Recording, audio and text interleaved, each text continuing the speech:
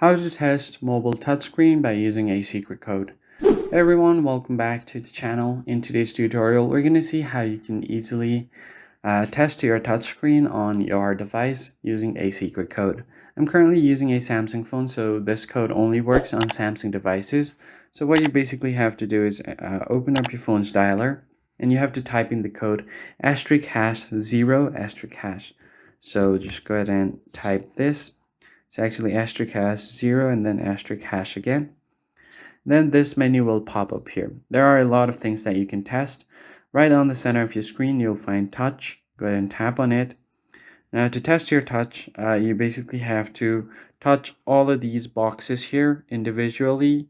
And once you fill out these boxes with the color, it will automatically analyze if your touchscreen is okay or not. And once you are able to complete all of these, it will show you that your touchscreen is okay. And if you're not able to complete it on certain part of your screen, then that means you will have some problem with your touchscreen.